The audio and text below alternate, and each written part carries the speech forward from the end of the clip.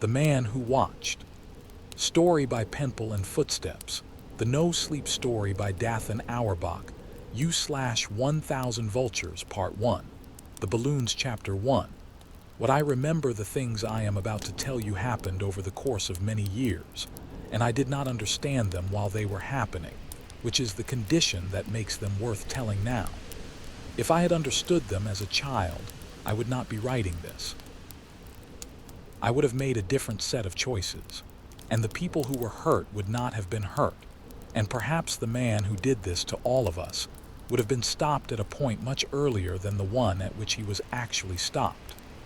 But I did not understand them, and the reason I did not understand them is the same reason that the most dangerous things in the world are able to operate for as long as they do, which is that they look, from close enough, like ordinary life.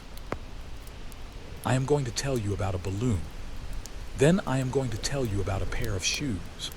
Then I am going to tell you about a sound I heard in the woods when I was 6 years old, and about a letter that came in the mail that same autumn, and about a photograph I found in a box 30 years later that put all of these things together in a way that made me understand, for the first time, how long I had been watched.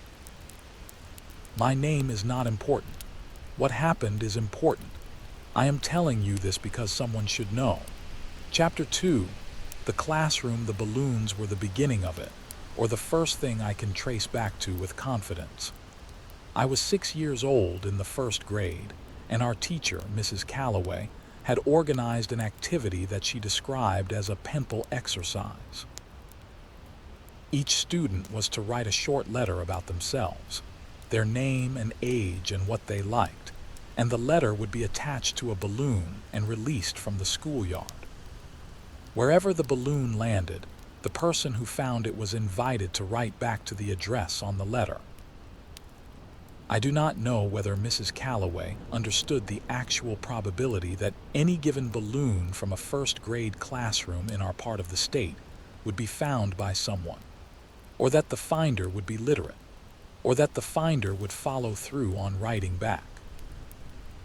I suspect she understood the probability was low, and had designed the activity around the romance of the idea rather than its practical likelihood. Children do not need the probability to be high. They need the possibility to exist, and the possibility of a letter coming back from somewhere out there in the world, carried by a balloon that had traveled through the open sky, was more than sufficient. I wrote my letter with the care that 6-year-old children bring to things that matter to them, which is the total and unironic care of someone for whom nothing is abstract. I told the finder my name. I told them my age. I told them that I liked dinosaurs and building things out of wood with my grandfather and the creek behind our house where crayfish lived under the flat rocks and could be caught if you were patient and quiet. I put the letter in the small envelope Mrs. Calloway provided. I tied the envelope to the string of the red balloon, which was the color I had chosen from the basket. I went out to the schoolyard with my class, and on the count of 3, 22 children released 22 balloons into the October sky. I watched mine go. It rose quickly in a way that seemed miraculous, pulling the string taut and then releasing it and climbing without hesitation into the blue, getting smaller, joining the scattered bright dots of the other balloons until it was indistinguishable from them and then indistinguishable from the sky. I thought about the finder. I imagined them in a field somewhere, or a road, looking up at the bright red speck falling toward them, understanding what it was. I imagined them reading my letter. I imagined a letter coming back. 6 weeks later, a letter came back. Chapter 3. The letter, my mother brought it to me at the kitchen table. She was smiling when she handed it to me because a letter arriving for a 6-year-old is a joyful thing, a confirmation that the world outside is paying attention to you.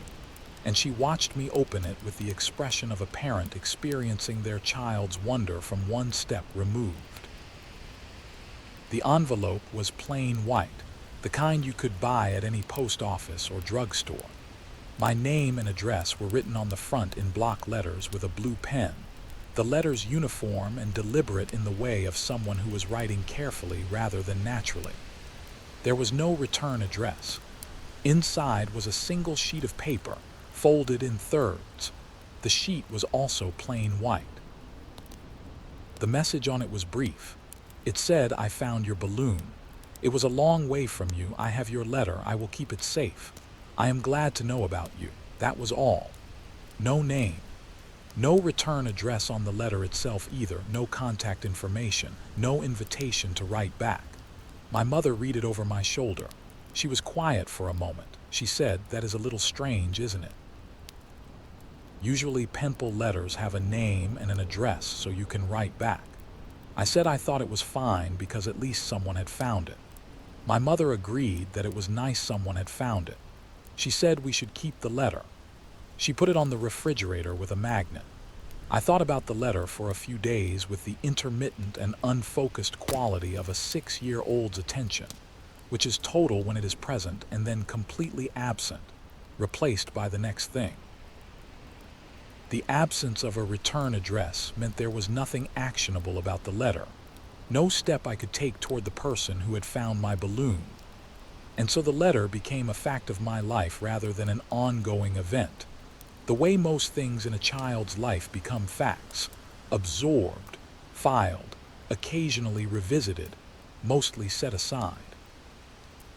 The refrigerator magnet held it there for 3 months before my mother moved it to the box of school papers she kept in the closet. The box that I would open 30 years later. What I did not know then, and would not know for 3 decades, was that the person who found my balloon had been standing much closer than a long way from me implied.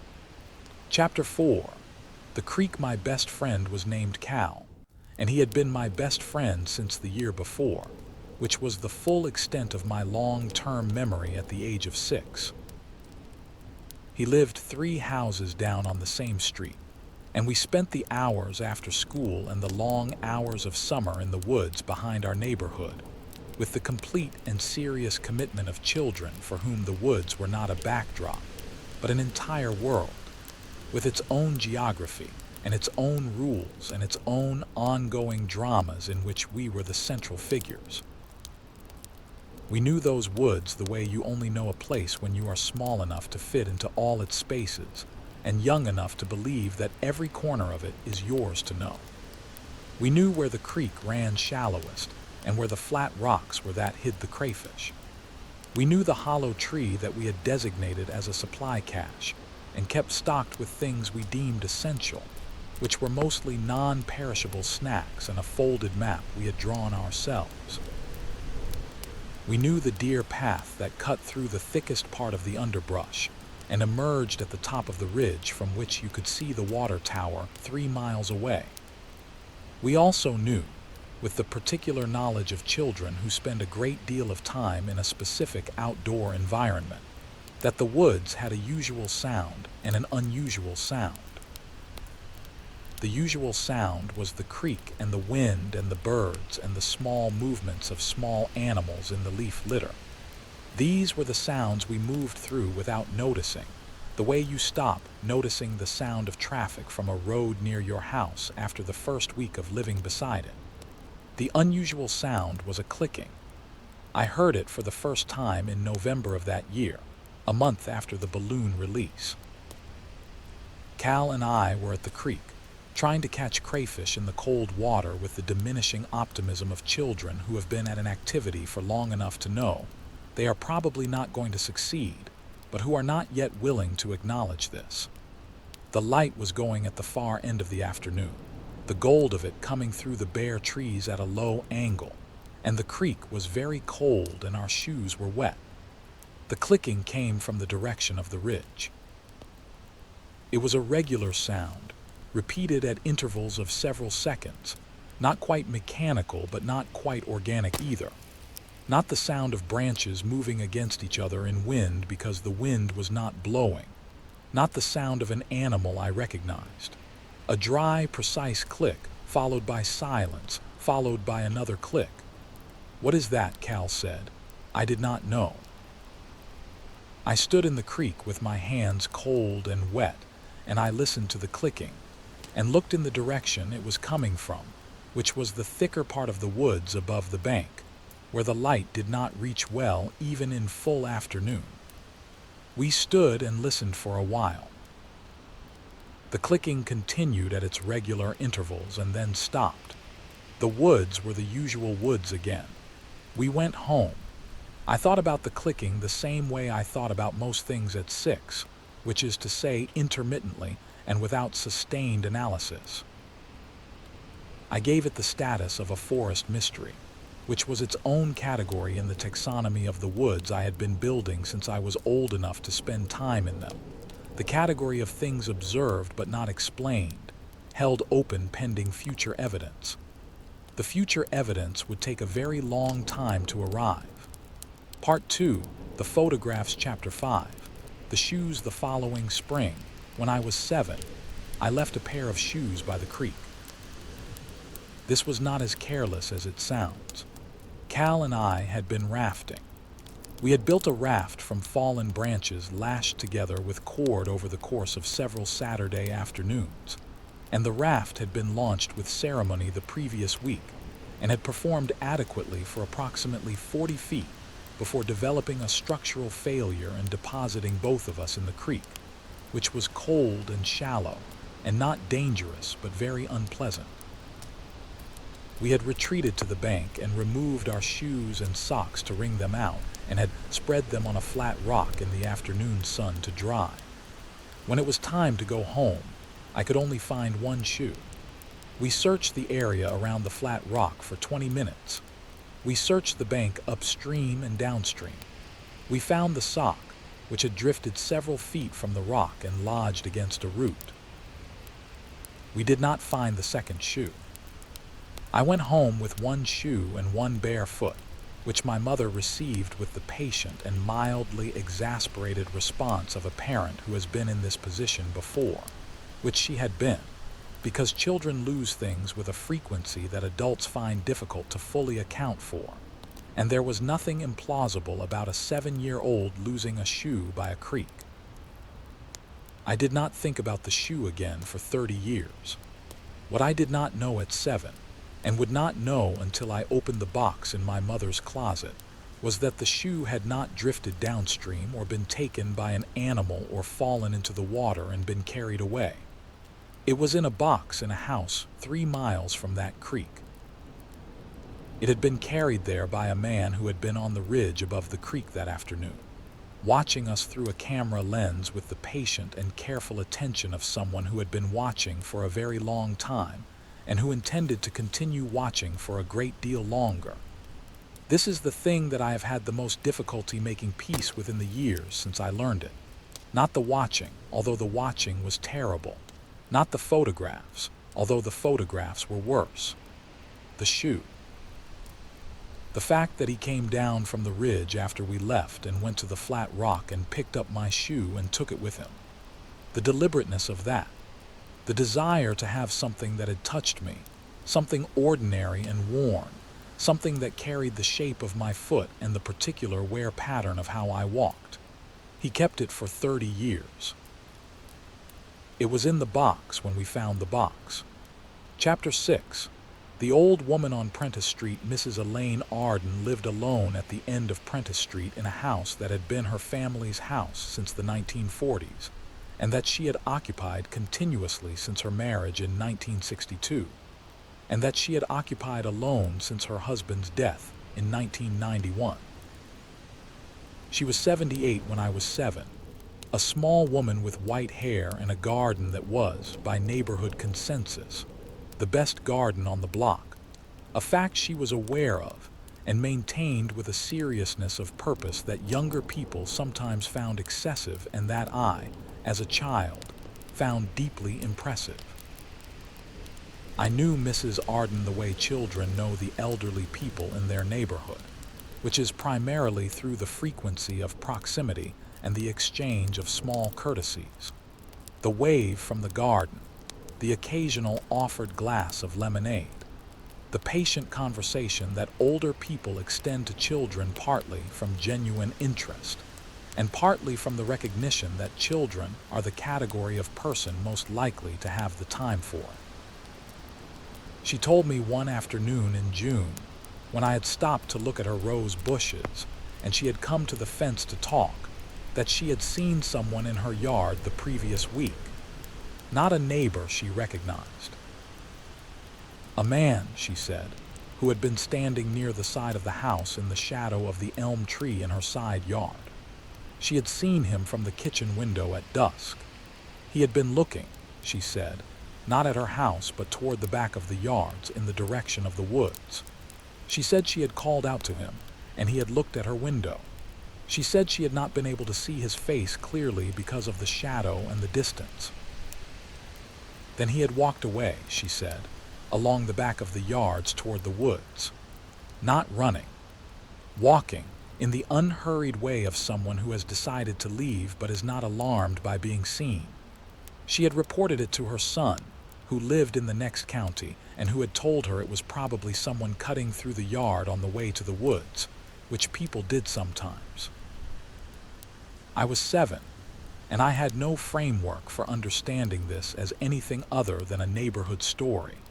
The kind of story old people told because their days were quieter than younger people's and small events held more space in them. I said it sounded strange, and she agreed it was strange, and I went home. Mrs. Arden died the following winter. The official finding was cardiac arrest during the night. She was found by her son 3 days later, which was how long it took him to check on her when she stopped returning calls. Her death was the first thing I would later put on the list of the people who had been in his way. Chapter 7. The map. I found the map in the creek when I was 8. Cal and I were on one of our standard afternoon expeditions, working on the extension of the hand-drawn map of the woods that we had been adding to over the previous 2 years, with the proprietary satisfaction of cartographers, who are the first to document a territory. We had reached the far northern edge of the area we regularly covered, where the woods became denser and less familiar, and we were adding features to the map with sticks for pencils on a folded piece of paper that was already dark with erased and redrawn lines. The other map was in the water at the edge of the creek, caught against a submerged root, one corner of it dark and waterlogged, and the rest of it still dry enough to show its contents. I pulled it out. It was a map of our neighborhood. Not a printed map, not the kind you got from a gas station or a real estate office, but a hand-drawn one, done in ink on a piece of paper that had been folded many times and opened many times, the fold lines worn through in places. It showed the streets, correctly proportioned, with the houses marked as rectangles. Some of the houses had notes beside them, small writing that I could not fully read because my reading was still developing at 8, but that I could parse well enough to understand some of it. My house was on the map. My house had a note beside it that I could read because the writing was clearer there than elsewhere, the ink fresher, as though this notation had been made more recently than the others. The note said my name. It said my name and below it a number, which I later understood to be my age at the time the notation was made, and below the number a single word that I did not know at 8, and that I have had occasion to look up many times since. The word was mine. I stared at the map for a long time. Then Cal asked what I had found, and I showed him, and we both looked at it, and tried to understand what it was and failed to understand it in the complete way that was available to us at 8, which was a failure of context rather than intelligence, because the context required to understand what that map was, and who had made it was not context that 2 8-year-old boys had access to. We took the map home. I gave it to my mother, who looked at it and looked at me and asked where I had found it. I told her. She called my father at work. He came home early and looked at the map and asked me several questions and then made 2 phone calls. The police came. They were pleasant and thorough, and they took the map and asked more questions and told my parents they would look into it. They used the phrase "probably a prank" several times, in the careful and reassuring way of people who use that phrase when they genuinely believe it. Nothing came of the investigation. Cal moved away 6 months later. His family relocated for his father's work, which was a common enough reason for a family to move. And I knew the reason because Cal's mother told my mother and my mother told me. But Cal did not come to say goodbye. He was just gone one day, the way people are sometimes gone from a child's life without ceremony. And his house had new people in it the following month. And I missed him the way you miss things at 8, which is acutely for a while and then with decreasing frequency, until the absence becomes part of the landscape of your life rather than a new feature of it. I would not learn, until I was an adult, that Cal had not moved for his father's work. Part 3. The years between Chapter 8. Growing up, the years between 8 and 18 are the years in which the strange things of my early childhood receded into the category of old stories, the way most childhood events recede, absorbed into the general sediment of memory, accessible but not urgent, part of the accumulation of a life rather than its active surface. I went to school. I had friends and then different friends. I grew into the version of myself that is harder to scare than the 6-year-old version, the one that has developed the particular kind of competence that comes from practice, the version that knows how to navigate the social and physical landscape of its environment with some confidence. I had all the ordinary experiences of an ordinary childhood in a small city in the American South. The experiences that shape you in the ways you do not recognize until you are old enough to look backward and see the shaping. I thought about the clicking in the woods sometimes. I thought about the map. I did not connect them. Children are very good at compartmentalizing the things that disturb them, better at it in some ways than adults, because children have not yet developed the cross-referencing habit of mind that adults apply to experience. Things live in separate boxes for children in a way they do not for adults. The clicking was in one box. The map was in another. The letter from the balloon was in a third. They did not communicate with each other. I graduated from high school. I went to college. I came back. I got a job and an apartment and a life of the ordinary kind that most people get, assembled from the available materials over time. Not glamorous and not miserable, a life that was mine in the way that most lives are the person's who lives them. My father died when I was 24, a heart attack, sudden and without warning in the way that heart attacks often are, a thing that was over before anyone could do anything about it. My mother stayed in the house where I had grown up, the house on the street with the woods behind it. And she and I had the relationship that a woman and her adult son have when the husband and father is gone, the relationship in which both people are managing something separately and together. And the togetherness matters even when you do not speak about the managing. I visited on Sundays. I helped with the yard in the summers and the gutters in the fall and the particular sequence of maintenance tasks that a house requires when the person managing it is doing so alone. I knew the house well. I knew the creek behind it, which was the same creek it had always been, the crayfish still under the flat rocks, the water still cold in November. I did not go into the woods much as an adult. The woods were the woods of my childhood, and the childhood was a good one, and the woods held the good parts of it, which made them a place I wanted to preserve in memory rather than update with adult experience. I knew this was a sentimental choice, and I made it anyway. Everything remained quiet and ordinary for a long time. Then my mother found the box. Chapter 9. The box in the basement. She was cleaning out the basement the spring I was 36. Doing the kind of thorough organizational overhaul that people sometimes undertake when they have reached a point of life where the accumulated material of decades becomes something to address rather than something to defer. She was 71 and in good health and fully capable of managing it herself, and she called me not because she needed help, but because she had found something she did not know what to do with. She had found a box. It was not a box she had put in the basement. This was the first thing she told me when I arrived that afternoon, which she communicated in the careful and precise way of my mother, who was not given to overstatement. She had been through the basement systematically, she said, pulling everything out and sorting it, and this box was not something she recognized. It was not the dimensions or the markings of any box she had ever purchased or received or stored. It was a plain brown cardboard box, sealed with tape that was old and yellowing but intact, with nothing written on the outside. I looked at the box for a moment. Then I cut the tape and opened it. Chapter 10.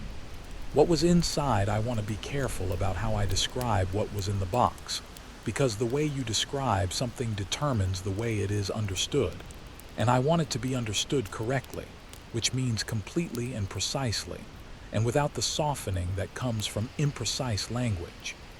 The box contained photographs. There were 147 of them. I counted them 3 times because the first number seemed impossible, and the second number seemed impossible, and I wanted to be certain before I sat with the certainty. They were developed photographs, the kind printed from film rather than digital, and they spanned a range of time that I estimated from the image quality and the visible aging of the prints at approximately 30 years. The earliest ones were the most faded, the colors gone slightly warm and imprecise in the way of old prints, the grain more visible. The most recent ones were sharper, cleaner, closer to the quality of contemporary amateur photography. The subject of every photograph was me. I was 6 years old in the earliest ones. I was in the woods. I was at the creek. I was on the trail that ran up to the ridge. I was crouching at the edge of the water with my hands in it, which was something I did constantly at that age, the endless child's investigation of creek water and its contents. In some of the early photographs, there was another child with me, smaller, with dark hair. That was Cal.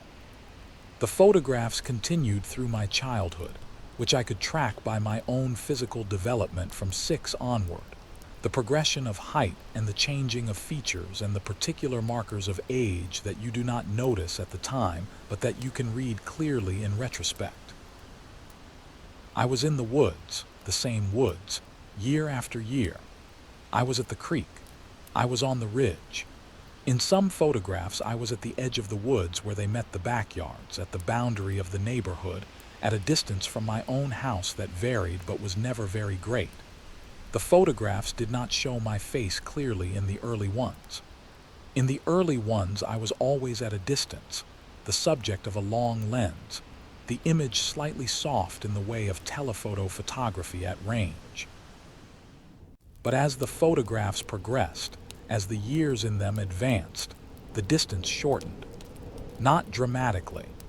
Not in a way that would have been noticeable as a progression if you were looking at individual photographs rather than the complete sequence. But across the full sequence, the change was clear, and the change was this: he was getting closer. By the time I was 12, the photographs were taken from within the tree line rather than from the ridge. By the time I was 15, they were taken from within the woods proper, the tree trunks visible in the foreground, the lens looking through the gaps between them. By the time I was 18, the photographs showed my backyard, not the woods, the back fence, the kitchen window with the light on, me, visible through the window in my own house. I sat on the basement floor with the photographs spread around me, and I looked at them for a very long time. My mother was in the kitchen upstairs. I could hear her moving around, the ordinary sounds of a kitchen in the late afternoon, and I sat on the basement floor, and I thought about being 6 years old at the creek, and I thought about the clicking sound that I had heard and never identified, and I thought about the map with my name on it and the word written below it. Mine. The clicking sound I had never identified was the sound of a camera shutter. He had been 6 years away from me on the day I heard it. Over the following 12 years, he had closed the distance to the back fence, and I had not known. My parents had not known. Nobody had known. There was something else in the box. Under the photographs, wrapped in a piece of cloth, was a child's shoe. White canvas, size 2, with a pattern of blue stripes on the sides. I recognized it. Not immediately, but with the slow and reluctant recognition of a memory being recalled from a very long storage, the way things come back when you have not thought about them for decades, and suddenly there they are, complete and specific and undeniable. I had lost that shoe by the creek when I was 7. He had kept it for almost 30 years. Part 4. What we found out, Chapter 11. The detective, her name was Roberta Marsh, and she was the detective assigned to the case when I brought the box to the police department. She was 45, compact and careful in the way of people who have learned through professional experience that the value of patience significantly exceeds the value of speed in most of the situations they encounter. She looked at the photographs the same way I had, one at a time and then all together, and the expression on her face during this examination was professional and controlled, but her jaw was set in a way that communicated something beneath the professional control. She asked me questions for 2 hours. She asked them in the systematic way of someone working through a prepared framework, covering my childhood, the woods, the balloon letter, the clicking, the map, Cal, Mrs. Arden, the shoe. I answered everything I knew with the completeness that I had been preparing for since the previous afternoon, when I had sat in the basement for a long time after looking at the photographs, and gone upstairs to my mother, and told her what was in the box, and spent the rest of the evening reconstructing every strange memory of my childhood that I could access and writing it all down. When I finished, Marsh sat back in her chair and looked at her notes for a moment. She said, "I am going to tell you some things and I need you to hear all of them before you respond." I said I would. She told me that my childhood friend Cal had not moved for his father's work. Cal's family had moved because of an incident in the woods behind the neighborhood. She said the incident had been reported to the police and had been investigated and had been closed without a conclusive finding, but that the family had relocated within a year. The incident involved Cal. She would not tell me the details of it. She said she would follow up on the closed case and come back to me with what she could share. I sat with that for a moment. She told me that Mrs. Arden's death, while recorded as cardiac arrest, had been attended by some questions that the investigating officer at the time had noted in the file but had not been able to resolve. The questions were not sufficient to change the finding, but they were present in the record, and she would review the file. She told me that the box in the basement had been placed there by someone who had accessed the house, not through a forced entry which would have been noticed, through means she was going to work on establishing. She told me one more thing. She said that in the course of her career, she had worked a number of cases involving prolonged surveillance of specific individuals, and that in her experience the duration of this particular surveillance, if the photographs were what they appeared to be, was unusually long. She said that the photographs suggested a level of organization and patience that she did not commonly see, and that the combination of organization and patience and the apparent absence of detection over 30 years indicated that whatever they were dealing with was not impulsive. It was planned, she said. It has always been planned. I asked what that meant for where we were now. She looked at me steadily. It means, she said, that this did not end when you found the box. Finding the box was not something that ended this. Finding the box is something that changed what we know, But it did not change what he is doing. I looked at her. He is still watching you, she said. That is what the pattern indicates. 30 years of this does not stop because someone found a box. We need to work on the assumption that it is ongoing until we have concrete evidence that it is not. I drove home from the police department in the late afternoon and sat in my car in the parking lot of my apartment building for a long time. Chapter 12. What they found in the woods marsh called me 4 days later. Her team had executed a search of the woods behind my mother's house, which was still my mother's house, and which my mother had been asked to leave temporarily during the search on the grounds that the investigation required unoccupied space to work in, which was true and also a way of moving her somewhere safer without explaining fully why. The search found a structure.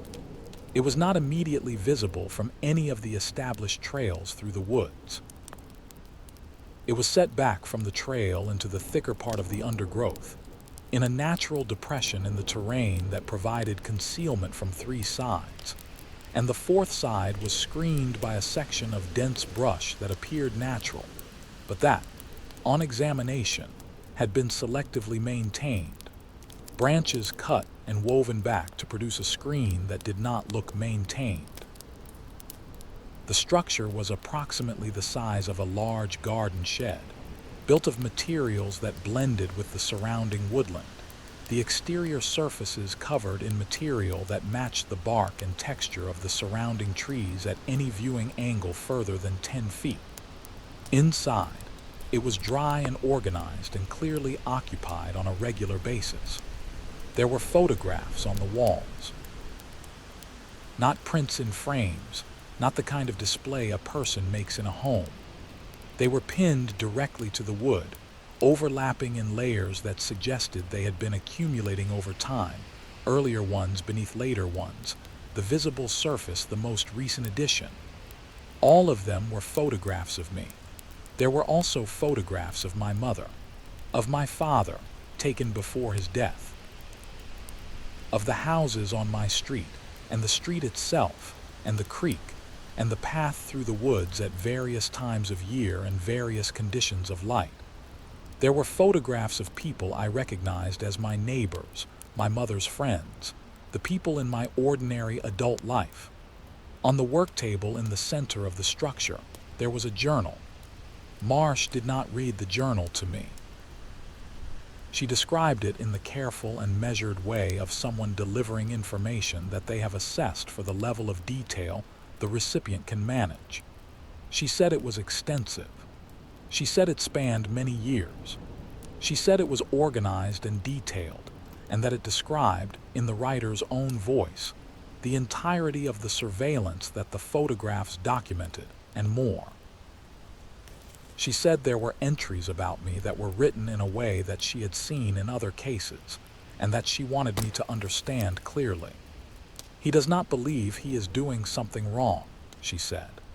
The journal does not read like the documentation of someone who knows they are hiding. It reads like the documentation of someone who believes they have a relationship, a genuine relationship. He has been watching you for 30 years, and in his understanding of the situation, he knows you. You are, in his framing, his. I thought about the word on the map. Mine. I had been 8 years old when he wrote that on the map. He had already been watching me for 2 years at that point. He had been standing in the woods with a camera and watching a 6-year-old child in the creek, and he had felt doing this, that what he was doing was the building of something. Something that was his. I sat in the chair across from Marsh's desk, and I tried to find the version of myself that could hold this information without fracturing, the version that could take this and not have it change everything I thought I knew about the world and the safety of ordinary life in it. I am not sure I found that version. I found the version that kept breathing, which had to be sufficient. Chapter 13. His name was Gerald Prout, and he was 61 years old when they found the structure in the woods, which meant he had been 55 when the most recent photographs in the box were taken, which meant he had begun the surveillance when I was 6 and he was 31. He had lived in the same county for most of his adult life. He had worked, over the years, a series of jobs that required him to be outdoors and to move through the landscape of our area without attracting attention, landscaping and trail maintenance and forestry services. Each one a legitimate employment that had the side effect of providing cover for the time he spent in the woods behind my mother's house. He had rented a house 2 miles away for the past 11 years. He had no criminal record. He had paid his taxes. He had, by every available measure of the official record, been an ordinary resident of the area for 3 decades. Marsh told me these things in the systematic way she told me everything, and I absorbed them in the way that you absorb things that require you to revise your understanding of the world at a fundamental level, which is slowly and incompletely, and with a residue that does not go away. I asked about Cal. She told me. I am not going to write what she told me. Cal is still alive, which is the thing that matters most, and Cal has built a life in the years since his family relocated, and the details of what happened to him in the woods when we were 8 are his to share or not share as he chooses, not mine. What I will say is that what happened to Cal was the reason his family moved, and that the incident had been reported and investigated and closed, and that the closing of it without a conclusive finding was one of the failures of the official record that had allowed 30 more years of this to continue. I thought about Cal building the raft with me. I thought about Cal crouching at the edge of the creek with his hands in the cold water, the two of us focused on the specific and absorbing project of catching something small and quick.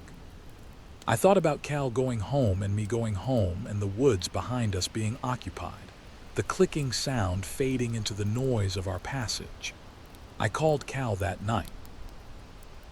I had not spoken to him in many years. We had lost the connection as people do when they are 8 and one family moves away. But I had found his number through a mutual acquaintance the year before and had stored it without using it. He answered on the 3rd ring. I said his name and he said mine, and there was a pause of the kind that happens when a long absence is acknowledged between 2 people, and both of them are deciding how to approach what comes next. He said they found him. Not a question. Yes, I said. Another pause. He said, I have been waiting for this call for a long time. I said, I know. I am sorry it took so long. He said, it was not your fault. You did not know. I said, no. He said, neither did I. Not really. Not in a way I could explain. We talked for 2 hours. I will not transcribe that conversation. It was the conversation of 2 people who shared a specific experience of childhood, and who had never spoken about what that experience meant because they had not known, and who were now speaking about it for the first time. And conversations of that kind do not belong in accounts like this one. They belong to the people who have them. I will say that by the end of it, I understood something I had not understood before, which was that the specific damage that Gerald Prout had done over 30 years was not limited to me. It was distributed across the people who had been in my life. It had reached Cal in the woods when we were 8. It had reached Mrs. Arden, who had seen him in her yard, and who had died the following winter under circumstances that were officially unexplained. It had reached my parents, who had lived in the house with the woods behind it, and had not known what was in the woods. It had reached everyone who was close to me, because he had watched everyone who was close to me. Chapter 14. The trial. Gerald Prout was arrested on a Tuesday morning in October, 30 years after he had stood on the ridge above the creek and listened to a 6-year-old boy talk about crayfish and taken the first of 147 photographs. The arrest was made at his rented house 2 miles from my mother's neighborhood. He did not resist. He came to the door when Marsh knocked, and he looked at her and at the other officers with her, and he said, very quietly, that he had expected this. Marsh told me he said it without anger or distress. He said it in the tone of someone acknowledging an outcome they had anticipated, the way you say you expected rain when the rain comes. Then he asked, and this is the part I have sat with more than anything else about the events of that day.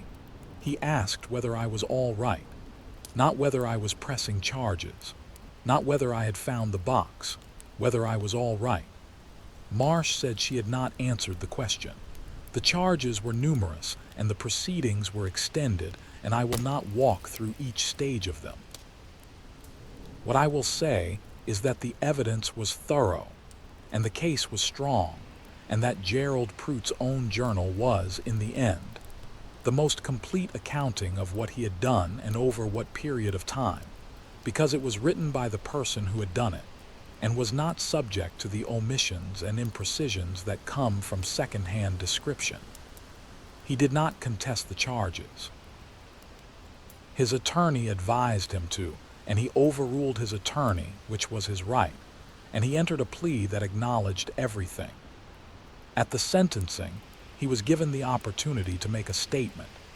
He stood in the courtroom and he looked at me across the room, which was the first time I had seen his face, and he said one sentence. He said, "I only ever wanted you to be safe." I have thought about that sentence many times in the years since. I have thought about what it means to want someone to be safe, and to have that want so completely consume your understanding of what safe means that the wanting itself becomes the most dangerous thing in the person's life. I have thought about the particular distortion of care that produces someone who stands in the woods for 30 years with a camera and believes he is doing something protective. I have thought about whether there is anything in the human category of feeling that I recognize in that sentence, any impulse that I can locate in myself, however distant from the form it took in him. I think the impulse is recognizable. The form it took is not. The form it took was 30 years, 147 photographs, one child's shoe wrapped in a piece of cloth, a journal that described every significant event of my adult life in the handwriting of someone who had watched from the woods. Part 5, after Chapter 15. What my mother said. My mother took the events of that autumn with the same steadiness she had always brought to difficult things, which did not mean she was undisturbed by them. She was disturbed by them in a deep and lasting way that she expressed in private and managed in public, and that I saw the full extent of only once, on a Sunday afternoon several months after the arrest, when I came for my usual visit and found her sitting at the kitchen table with a cup of tea she had not been drinking, looking at the window. She said, without turning from the window, "I am trying to remember if I ever knew. If there was ever a moment when I felt something was wrong and I did not follow it." I sat down across from her. She said, "Your father and I were careful. We thought we were careful. We knew where you were. We knew when you were in the woods. We had rules about it." I said, "You were careful." She looked at me. Her expression was the expression of a woman in her 70s who has encountered a fact of the world that her life experience had not prepared her for and who is not going to pretend otherwise. She said, "We did not know what we were being careful about. That is the thing. You can only be careful about what you know to be careful about." "Yes," I said. She said, "He was in the woods every day." "Yes." She looked at the window again. She said, "He watched you grow up." "Yes." She put her hands around her cup. She said, "I want you to know that I think you were not alone in those woods. I know what that means now, but I want to say it differently. You had Cal. You had your father and me, even when we were not there. You had a childhood that was yours and that you lived fully. Whatever he was doing in those woods, it was separate from what you were doing. He watched, but you were not watching back. You were living. The living was yours and the watching was his, and I want to believe that those are two completely separate things. I thought about this for a long time. I am still thinking about it." Chapter 16, the balloon. I went back to the creek once, the summer after the trial. I went alone. on a Tuesday morning when the light was good, and the weather was the kind of September weather that exists only in the middle part of the country, warm and clear with a sky that seems to have more depth to it than summer skies do, a blue that is a different shade of blue. The woods were the woods. They had always been the woods, and they were still the woods, which is the thing about places that have had things happen in them that is simultaneously consoling and disturbing. The creek ran over the same flat rocks it had always run over. The crayfish were still under some of them, quick and small in the cold water, retreating from my shadow as they had retreated from my shadow when I was 6. I stood at the edge of the creek and I looked at the ridge above me. The structure had been removed. The evidence team had taken it apart and removed it, and the site was now a depression in the hillside with some disturbed soil and the marks of where things had been. And the woods were already in the process of covering that, the way woods cover everything, gradually and without judgment. I stood at the creek for a long time. I thought about the red balloon rising into the October sky when I was 6, and about the letter that came back, and about the way I had felt when I read it, that someone out there in the world had seen me and had responded. I thought about how much of early life is the need for that, to be seen and acknowledged by the world, and how a 6-year-old at a creek or in a classroom or releasing a balloon into the sky is in the most unguarded state of that need, open and unironic, and entirely trusting that the seeing will be benign. It is almost always benign. Almost always is not always. I thought about the letter, I will keep it safe. I am glad to know about you. I thought about the fact that he had meant it. That is the part that takes the most effort to hold. He had meant the letter, and he had meant the watching, and he had meant it all in the framework of his own understanding, which was a framework that had nothing to do with my own, and that had operated in parallel with my life for 30 years without ever intersecting it in any way I had been able to detect. 2 parallel lines, one that was my life, one that was his watching of it. They had never touched except in the places where they had, except in Cal, except in Mrs. Arden, except in the box in the basement. I picked up a flat rock from the edge of the creek and turned it over, and a crayfish the size of my thumb was under it, and it backed away from me in its sideways, urgent way, deeper into the dark water, and I watched it go. Then I set the rock back down. Chapter 17. What I know now that the letter from the balloon was not from a stranger who had found something wonderful drifting down from the sky. I know it was from a man who had been close enough to watch a 6-year-old release a balloon in a schoolyard, and who had followed the balloon on foot until it came down and had picked it up and taken it home and written back. He had not followed the balloon far. It had come down in a field less than 2 miles from the school. He had known which child's letter was on it because he had been watching that child for a reason I still do not fully understand, which is the part of this I have made the least peace with, the why of the beginning. Why me? Why a 6-year-old at a creek catching crayfish? What it was that initiated the watching, before the watching became its own self-sustaining logic. I have asked Marsh about this several times. She has consulted with people who work on cases of this kind. The answer, as far as it goes, is that there is rarely a clear initiating event that explains the full scope of what develops afterward. There is sometimes proximity and sometimes opportunity, and sometimes a specific quality in the person watched that registers to the watcher as significant, as a fit, as a match for something they are looking for, even if what they are looking for is not something they can articulate. I was 6 and I was at the creek and I was interested in crayfish and I was there. That may be all of it. That may be the complete answer to why me, which is to say that there is no complete answer, that the question assumes a logic that was never operative. I have had to make peace with that, and I have, approximately. What I have not made peace with and do not expect to is the 30 years. Not the watching itself, although the watching was terrible. The 30 years, the patience of it, the fact that he organized his adult life around proximity to a person he had never spoken to, had never approached, had never in any direct sense made contact with, and that he sustained this for 30 years with the consistency of someone performing a vocation. I think about the photographs. The way the distance shortened over the years, not all at once but slowly. The telephoto lens from the ridge becoming the lens inside the tree line becoming the lens at the back fence. I think about what that slow approach meant, what it was building toward, and I think about the fact that we found the box when we did, which was before the approach completed itself, before whatever the next stage was arrived. I think about this, and I do not arrive at a comfortable place with it. I do not think I am supposed to arrive at a comfortable place with it.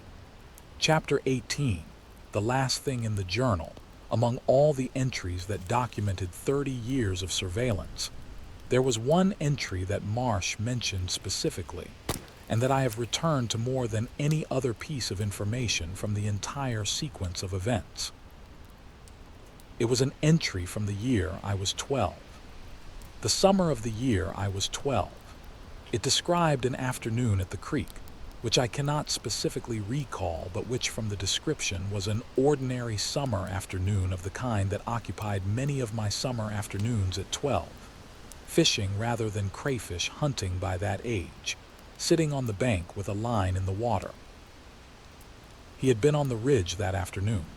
The entry described what he had seen from the ridge in the detailed and precise way he described everything. The light on the water, the way I sat, the sounds he could hear from the distance, and then, toward the end of the entry, one sentence that was different from the surrounding description in its register, more direct, addressed not to the journal but to something else. The sentence was, "Sometimes I think he can almost feel me here." I read that sentence when Marsh read it to me, and I sat with it for a long time, because the truth is that he was right. I have thought about this very carefully, and I have been very honest with myself about it. And the honest answer is that there were moments in those woods at the creek, on the ridge, in the long hours of childhood exploration that Cal and I conducted in those trees, when something in the back of my awareness registered as different. A quality of the air, a quality of the silence, the particular sense that the woods were not empty in the way they sometimes were empty, the sense of being in a space that something else was also in. I had classified this, as a child, under forest mystery. The same category as the clicking. I had not been wrong to feel it. I had only been wrong about what it was. It was not the forest. It was him. I am telling you this because I think it matters. Not as evidence of anything supernatural, which it is not. As evidence of something that I believe is true and that we prefer, as a culture, not to be true, which is that we are sometimes aware of being watched before we have any conscious reason to know we are. That the feeling of eyes on you is not always imagination. That the particular unease of a childhood afternoon in the woods that has no obvious source has, sometimes, a source. The feeling was right. I was 12 and in the woods, and I could almost feel him there, and the feeling was right. I wish I had known what to do with it. I wish someone had told me what to do with it. This is what I am telling you now. If you feel watched, you are probably not imagining it. Trust the feeling. Tell someone. Tell an adult or a friend or anyone who can help you understand what the feeling is in response to. The feeling exists because it is useful. It was useful to our ancestors in a way that our comfortable modern lives have made it easy to dismiss. And dismissing it is a mistake that can cost much more than the discomfort of being wrong. Trust the feeling. I did not, and it did not destroy me, but it cost me things I cannot fully account for, and it cost Cal things I will not write here, and it cost Mrs. Arden everything, And none of that needed to happen if someone had known what to do with the feeling. Now you know.